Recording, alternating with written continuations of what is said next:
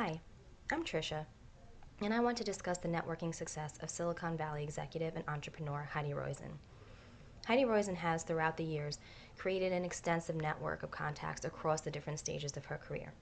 After finishing her studies at Stanford University, she started her network building at Tandem Computer as the editor of the company newsletter. You wouldn't think that this would be a role that would allow her to really network, but Heidi saw this very differently. She was included in top management meetings with senior level executives and served as their way to communicate with the rest of the staff. She wrote about things like the company's performance, new product releases, and even personal interest stories. The strength in this type of networking not only had to do with the fact that she was speaking with and building relationships with high level ranking executives who had influence and power in the technology sector, but it was in how she networked. She was actually responsible for issuing private information, or rather unique pieces of knowledge that bridged these upper level workers with the rest of their staff. The sharing of this information helped to build trust between these two levels of workers, and Heidi was responsible for this trust building and this information dispensation. This made her an information broker, which essentially put her at the center of networking in this company. After this, she started working with TeamMaker, which was her brother's software program. The product needed to break into the market, so Heidi built up her relationship with the press and attended various industry conferences and forums.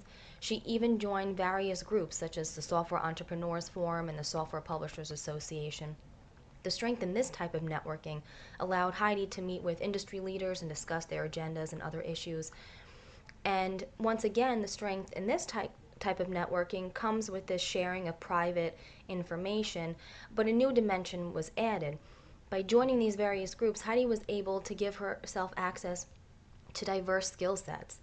She expanded her network to include people whose experience and expertise differed from her own, which helped her to broaden her horizons. After this, in the mid 1990s, Heidi joined Apple as the vice president of worldwide developer relations. By this time, Heidi had already built up a pretty extensive network, and Apple, who was struggling at the time, needed her and her network to help them.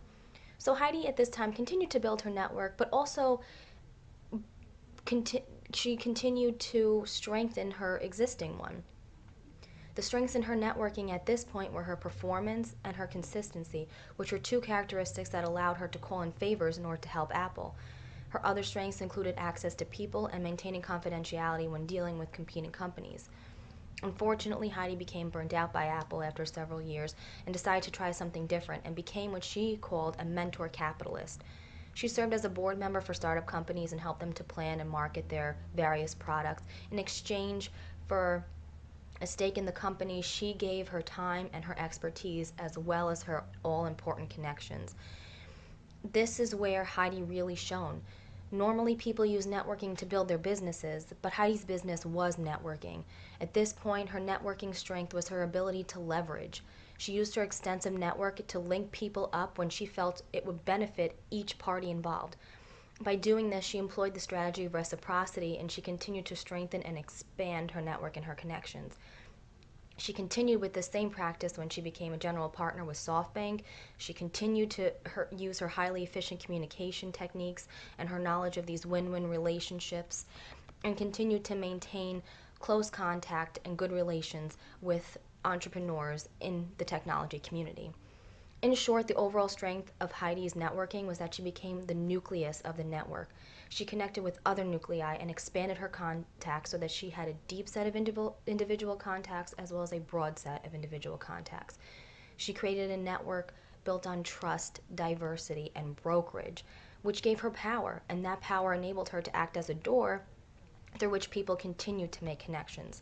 So clearly, Heidi displayed a lot of strengths in networking throughout her illustrious career. She acted as an information broker and built her network on private information, access to diverse skill sets, and power, which are three not only important but essential constructs of building one's network. But there are other concepts that she used as well. In his article, Harnessing the Science of Persuasion, Cialdini delves into 6 methods that can help someone be persuasive and thus garner support both inside and outside of one's network. Heidi is a naturally persuasive person. She's not some slick used car salesperson. She has a natural ability. And one of the methods that Cialdini mentions that Heidi uses is reciprocity. She displayed this behavior herself made even exchanges, giving in kind what was owed. She also employed Cialdini's method of consistency. She aligned herself with clear commitments and made these commitments public and acted on them. Not only does this attract people with similar passions, but it also influences others, which are two things that can both deepen and broaden one's network. Heidi also exudes authority, another concept that Cialdini brings up. She built up her reputation, she became an expert in her field, and she evidenced this to those around her.